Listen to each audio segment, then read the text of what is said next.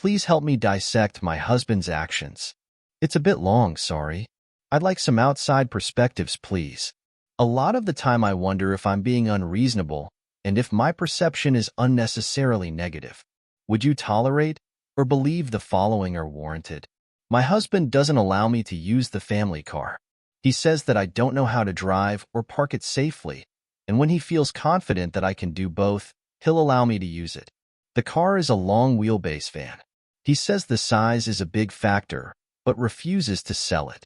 Side notes: 8 years ago, I had a brain injury. Afterward, when driving the van, just once mind you, I accidentally put my foot on the accelerate pedal rather than the brake pedal while stationary. It didn't result in anything, but I did tell him about it. After that incident, I stopped driving because I felt incompetent. He said it was safer.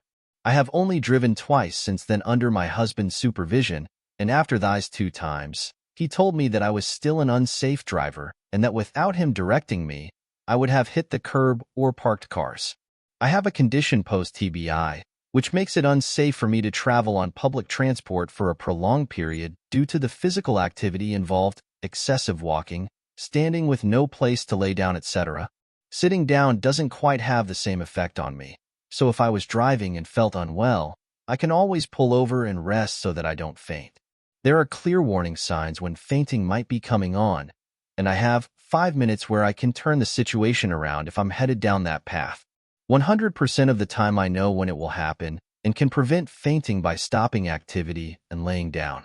In my opinion, it's much safer for me to drive because there is always a safe place to rest and air conditioning, which also helps keep it at bay. Plus, I've never had the urge to faint from sitting position anyway.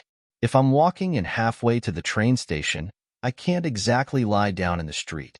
On a hot day with no relief from the heat, it's even worse. As far as my driving record and safety goes, I've never so much as received a ticket in all my years of driving and have a full license. I have always driven a short wheelbase van. It's what I practiced on and always drove prior to my TBI. Whenever I have to go somewhere, since I cannot take the car and public transport is risky, I have to ask him to take me. 99% of the time he says no because he's busy or it's not convenient, even though there's nothing that can't be rearranged. If I insist to be taken somewhere, I'm met with anger which ends up in tears for me. This means I am effectively housebound all the time. I have told him this is taking a severe toll on my mental health and that I need to go out more. When I ask to take the car when he says he can't drive me, he consistently says no and that he's just watching out for the car's safety and my own. On the few times I've gotten fed up and start walking out of the house toward the train station, a good 50-minute walk, he then quickly hops in the car and follows me in the street and tells me not to be silly/stupid, get inside the car and come back. He doesn't take me where I'd like to go, but takes me right back home. I can't afford endless Ubers in case anyone is wondering. Okay, if you made it this far, thank you. Just a little more to go. The second incident I want to mention is whenever I have chest pains or a migraine, and I ask him to take me to the ED, which is 100% cost-free where I live. He refuses and says, no need, you'll be waiting for hours and they can't do anything for you. Just try to rest it off. My blood pressure gets very high at times with the chest pain. Diastolic is around 120 range. He says the machine is just not reading correctly. It's not possible for it to be that high.